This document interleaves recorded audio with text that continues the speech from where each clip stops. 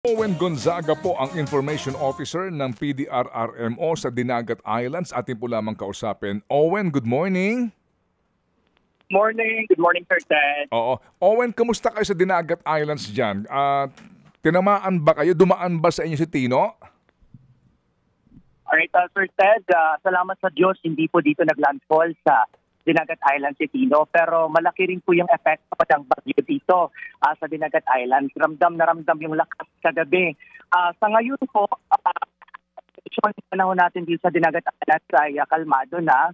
Naging kumalma ito kanina alas 3 ng madaling araw.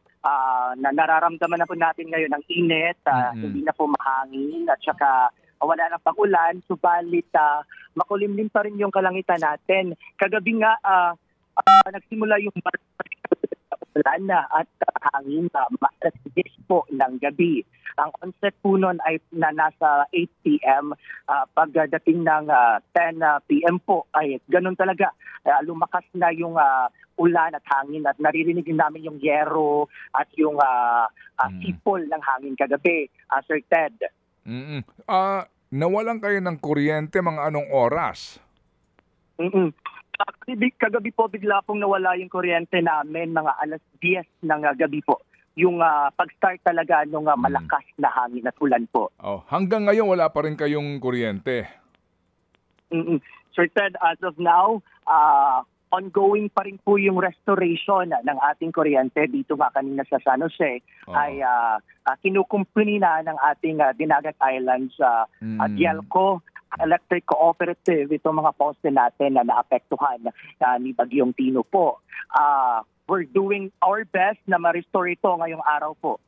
Sana nga kung hindi kayo napuruhan diyan, wala din kayong mga reports ng mga storm surge na nangyari along your coastal areas? As of now, Sir Ed, we are waiting for the reports of our municipal DRRMs kasi ngayon one of our challenges is yung connection natin sa telecommunication. Opo, medyo mahina po. Pero ngayon po ay nag-coordinate na po ang ating PDRMO sa ating mga munisipyo kung ano po yung situation nila on the ground. But kahapon po, meron pong nakataas na alerta warning galing sa Pag-asa na magkakaroon ng storm surge nga sa mga coastal area dito sa Dinagat Island. Kaya naman nag-force evacuation kahapon na sa umaga sa pangunguna ng ating governor, Governor Nilo P. Demerits Jr.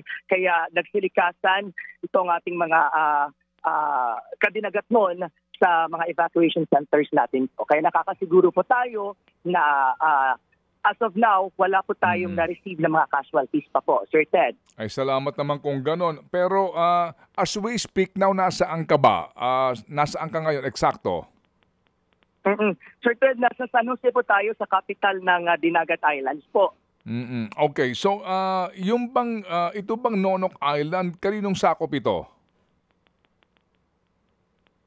Hello, Sir Ted. Medyo putol-putol po. Yung Nonok Island, kaninong sakop yun? Sa Surigao, na po yun, Sir Ted, yung Nonok Island, sa Surigao del Norte. Pero itong Hibusong, sa inyo pa ito? Yes po, yung Hibusong, sa Loreto po yan sa northern part. Yun po yung inaantay natin na may makuha tayong report sana today kasi yun po yung parang gusto naming malaman kung anong situation doon kasi Hibusong Island ay separated po sa mainland ng Loreto. At saka ito kasi nasa may dulo nitong Southern Leyte, no? Oo, itong sa Misilago, sa Southern Leyte. Sige, pero ang magandang balita, ngayon ba may kinakanlong pa ang provincial government ng mga evacuees? As of now, Sir Ted, nag-aantay na lang po tayo sa ating mga municipal, sa LGUs natin kasi sa kanila yung desisyon kung pwede na bang bumalik yung ating mga evacuees kasi as of now, nararamdaman natin na okay naman po yung panahon. Pero the discretion is still with our LGUs kung safe na ba. As of now kasi Sir Ted, nakadeploy pa yung ating RDNA or Rapid Disaster Assessment Needs Analysis. Oo. Sila po yung mag-a-assess kung safe na ba, ano ba yung mga dapat action na dapat gawin ng probinsya ng Dinagat Island sa naging epekto ni Typhoon Tino po, Sir Ted. Opo. Sige, salamat na marami sa iyo, Owen, sa iyong report. Kami natutuwa. Oo, na sabi mo nga, hindi kayo napuruhan dyan at sana nga wala kayong anumang reports ng casualties or injuries. Praise God. Salamat naman kung ganon. Salamat, Owen. Dasal natin. Oo. Salamat na marami, Owen. Thank you.